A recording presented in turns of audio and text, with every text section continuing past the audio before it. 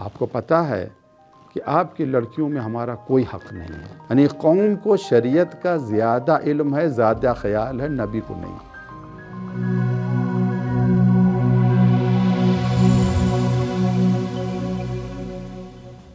بسم اللہ الرحمن الرحیم وبہ نستعین. اللہم صلی علی محمد وآل محمد. محترم ناظرین و سامعین، السلام علیکم ورحمۃ اللہ وبرکاتہ. سوال یہ ہے، کیا سیدانی کی شادی غیر سید سے ہو سکتی ہے؟ یہاں تک میں نے سنا جو سوشل میڈیا پر کلپ وائرل ہو رہی ہیں، میں ان دلیلوں کو ذکر کر رہا ہوں. علماء نے جو جواب دیا ہے ان جوابات کو بھی میں ذکر کروں گا. پہلی دلیل وہ ذکر کرتے ہیں. اللہ قرآن میں ایک اور جگہ فرماتا ہے، قوم لوط نے کہا، اے لوط نبی، آپ جانتے ہیں ہمارا آپ کی بیٹیوں سے نکاح کرنے کا کوئی حق نہیں، کیونکہ آپ نبی ہیں اور آپ کی بیٹیاں ہمارے لیے قابل احترام ہیں. جو غیر سید نبی کی بیٹی سے شادی کی خواہش رکھتا ہے وہ قوم لوط سے بدتر ہے. واقعہ بہت مشہور ہے جناب لوط کی قوم جو فعل بد میں مبتلا ہو گئی تھی. وہاں مرد سے شادی کرتے تھے، عورتوں کے پاس نہیں جاتے تھے. رشتے جب آئے، مہمان جب آئے، اس کی خبر خود جناب لوط کی بیوی نے قوم کے افراد کو دے دی جو ان سے ملی ہوئی ہے. یہ ضرب اللہ، قرآن نے کہا سورہ تحریم میں، ضرب اللہ مثلا للذین کفروا امرأۃ نوح و امرأۃ لوط کانتا تحت عبدین من عبادنا صالحین. پوری آیت ہے کہ اللہ کفر کی مثال بیان کر رہا ہے جناب نوح کی بیوی اور جناب لوط کی بیوی. تو ملی ہوئی تھی، اطلاع دے دی، اب قوم آ گئی. اور جب قوم آئی تو جناب لوط نے ان سے کہا کہ تم کیا غیر معقول، غیر مناسب بات کر رہے ہو. قال یا قوم ہؤلاء بناتی، یہ میری لڑکیاں ہیں. ہن اطہر لکم، یہ تمہارے لیے زیادہ پاکیزہ ہیں. فاتقوا اللہ، اللہ سے ڈرو. تو اس پر جواب کیا دیا قوم نے؟ اس جواب کو بنیاد بنا کر یہ نتیجہ نکالا گیا ہے کہ سید زادی کی شادی غیر سید سے نہیں ہو سکتی. جواب کیا قرآن نے نقل کیا، قالوا لقد علمت ما لنا فی بناتک من حق. آپ کو پتہ ہے کہ آپ کی لڑکیوں میں ہمارا کوئی حق نہیں ہے. نبی خود کہہ رہے ہیں، جناب لوط خود کہہ رہے ہیں، یا قومی، اے میری قوم، ہؤلاء بناتی، یہ میری بیٹیاں ہیں. ہن اطہر لکم، یہ تمہاری لیے زیادہ پاکیزہ ہیں، تم ان سے شادی کر لو. یعنی نبی خود آفر کر رہے ہیں اپنے قوم کے افراد کو، تم میری بیٹیوں سے شادی کر لو. اور قوم کہہ رہی نہیں، ہم آپ کی بیٹی شادی نہیں کر سکتے، آپ نبی ہیں، ہم آپ کا احترام کرتے، جائز نہیں ہمارے لیے. یہ کوئی بھی عقل مند اس نتیجے کو قبول نہیں کر سکتا.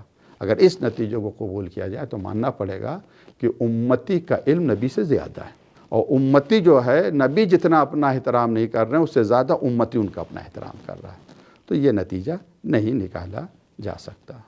دوسری دلیل جو بعض لوگوں نے کہا وہ یہ کہ قرآن کی آیت ہے نبی کے لیے،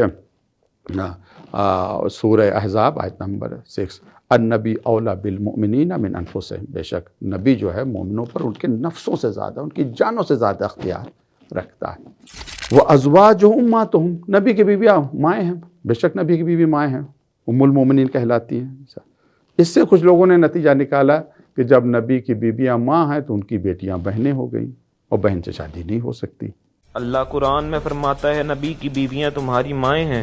اس لحاظ سے بیٹیاں امتی کے لیے بہن ہوئیں، اور بہن اور ماں سے نکاح حرام ہوتا ہے. یعنی سیدانی کی شادی، سید زادی کی شادی غیر سید سے نہیں ہو سکتی. نتیجہ کہاں سے نکالا کہ نبی کی بیویاں ماں ہیں اور ماں کی بیٹیاں بہنیں ہو گئی. امت کی جب بہنیں ہو گئی شادی، اگر یہ نتیجہ نکالنا ہے تو بھی یہ بھی اور نتیجہ نکلے گا. جب نبی کی بیٹیاں امت کی بہنیں ہو گئی تو ان کے بیٹے امت کے بھائی ہو گئے، تو وہاں بھی شادی نہیں ہو سکتی، تو مشکلیں پڑ جائیں گے. اب آپ دیکھیں روح اسلام کیا کہہ رہے ہیں، اسلام کی تعلیمات کیا ہیں. پیغمبر اسلام جب دین لے کے آئے ہیں تو پیغمبر نے ایک نعرہ دیا، لا فرق بین العرب والعجم. عرب و عجم میں کوئی فرق نہیں ہے. قرآن نے جو معیار بیان کیا ہے، عزت کا جو معیار بیان کیا وہ بہت ہی عظیم ہے. سورہ حجرات میں ارشاد ہوا، ان اکرمکم عند اللہ اتقاکم. اللہ کے نزدیک سب سے بڑی عزت والا وہی ہے جو سب سے زیادہ متقی اور پرہیزگار ہے. اسلام نے تقوی کو معیار قرار دیا ہے، اسلام نے کردار کو معیار قرار دیا ہے. رشتہ داری کو معیار قرار نہیں دیا ہے۔ پیغمبر اسلام حضرت محمد مصطفیٰ صلی اللہ علیہ وآلہ وسلم، آپ کی پھوپھی ذات بہن جناب زینب، ان کا عقد آپ نے کس سے کیا؟ زید، جناب زید رضی اللہ تعالی عنہ۔ آپ جناب ختیجہ کے غلام تھے، انہوں نے پیغمبر کو ہدیہ کر دیا اپنا غلام، پیغمبر نے انہیں آزاد کر دیا۔ وہ عربوں میں جو دستور تھا اس کے مطابق لوگوں نے انہیں قبول نہیں کیا۔ جب یہ آزاد ہو گئے کسی قبیلے والوں نے تو پیغمبر نے ان کو اپنا بیٹا بنا لیا، لے پالا جسے کہتے ہیں، گود لے لیا، اڈاپٹ کر لیا پیغمبر نے۔ اب وہ کہاں غلام، اور پیغمبر نے ان کی شادی کس سے کی؟ اپنی پھوپھی زاد بہن جناب زینب سے کی۔ اور جب کہا کہ میں شادی کر رہا ہوں تو ظاہر سی بات ہے اس زمانے میں، آج کا نہیں، اس زمانے میں دیکھیں ہاں کتنا بڑا فرق تھا اشراف کے درمیان اور عوام کے درمیان، یعنی کہ ہاشمی سے ایک غلام کی شادی تصور نہیں کیا جا سکتا تھا۔ تو گھر والوں کو بھی یہ بات پسند نہیں آئی، خود جناب زینب کو بھی بات پسند نہیں آئی، تو اس پر قرآن مجید کی آیت نازل ہوئی۔ کسی مومن مرد و عورت کو یہ اختیار نہیں ہے کہ جب اللہ اور اس کا رسول فیصلہ سنا دے تو اختیار ختم ہو جاتا ہے، نہیں، فیصلہ سنا دیا اللہ کے رسول نے اور شادی ہو گئی۔ تو جب پیغمبر صلی اللہ علیہ وسلم اپنی پھوپھی زاد بہن کی شادی جناب زید سے کر رہے ہیں، اس کے علاوہ بھی بہت سی مثالیں ہیں۔ تھوڑا غور کریں محترم سامعین، اسلام ذات اور پات کو مٹانے کے لیے آیا تھا۔